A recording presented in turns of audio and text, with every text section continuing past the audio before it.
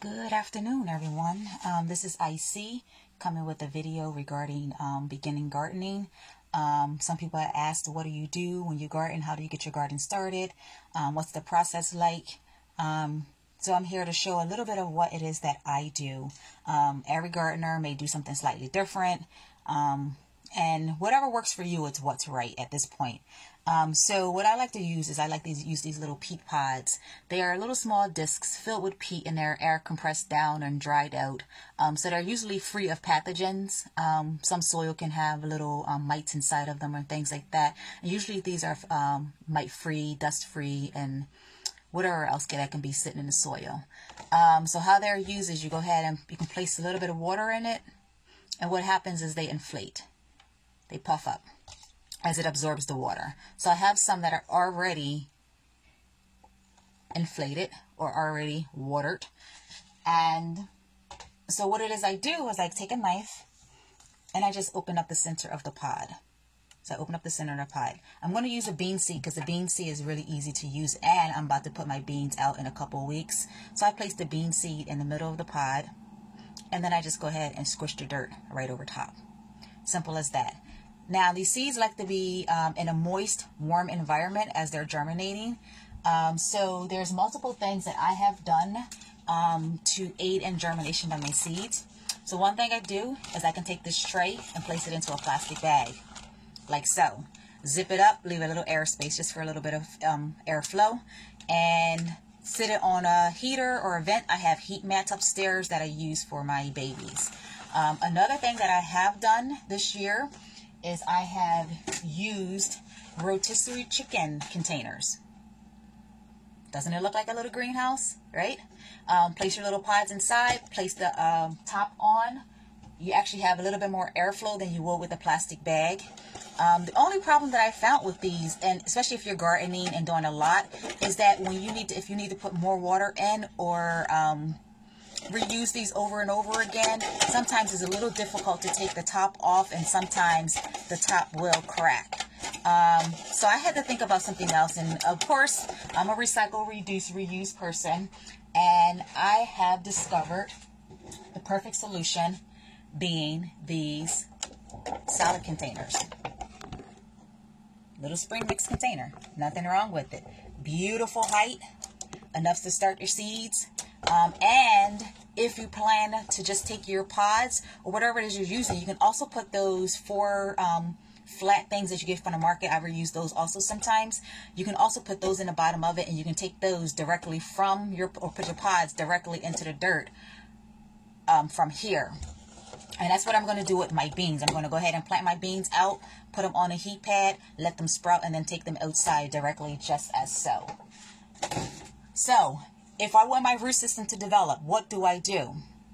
So once you put your seed in your pod germinates, and you're going to come up with a little baby.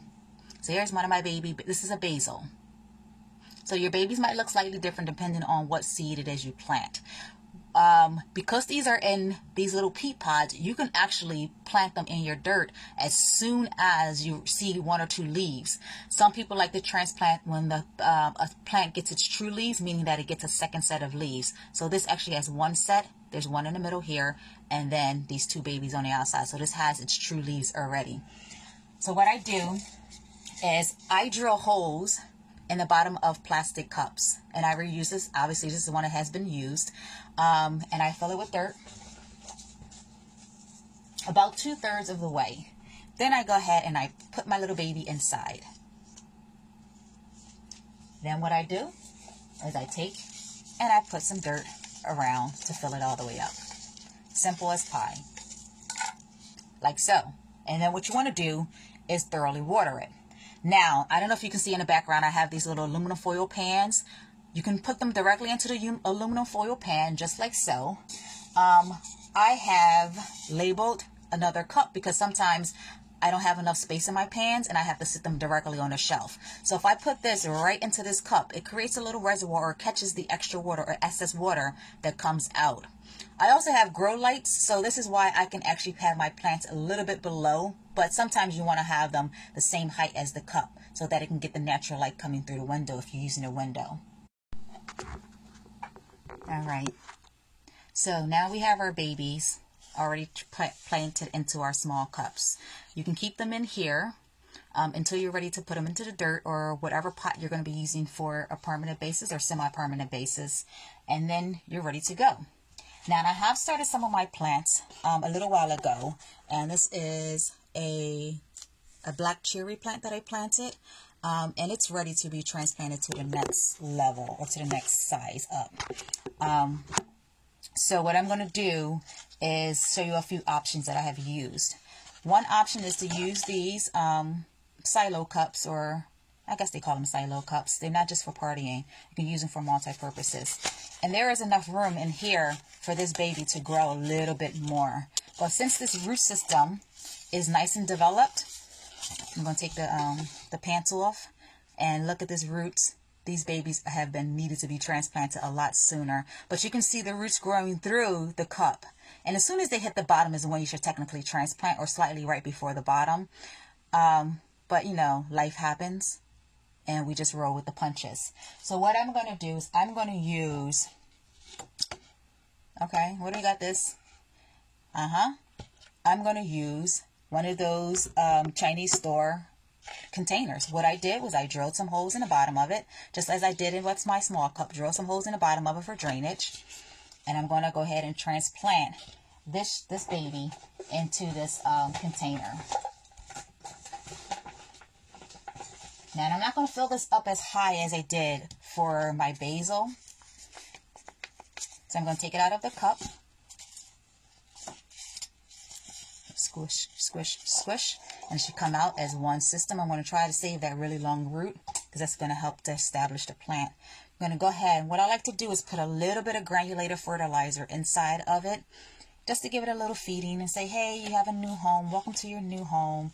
Be happy, be safe. I'm going to go ahead, place dirt around it. And then I'm going to give that a nice watering. Again, you can place this inside of your aluminum pans. Or what I also like to do, and once again, within a recycling and reducing and reusing, I just have an old feta cheese container. It makes the perfect catchment for water. So I go ahead and water that up really nicely. Let it grow. Once my root system, you can see the root system through this as well. Once when the root system is well developed, or whenever I'm ready to take it outside, I can go ahead and take it out, plant it, and we'll be ready to go for planting. So I'm going to be starting my beans in this container. This is my little bean greenhouse. Here's some basil. So this is basil that I have started in one of the greenhouses that I already did. You see how that's starting? Really nice. I really like these little solid containers, y'all. You already pay for it, right? And these are some of my babies that I have to get transplanted. All right, so I'm going to go ahead and continue to transplant some of my babies into larger containers. And y'all have a great weekend. And I'll talk to you all through the comments. If you'll have any questions, drop them in the comments. And see y'all when I see y'all. Adios.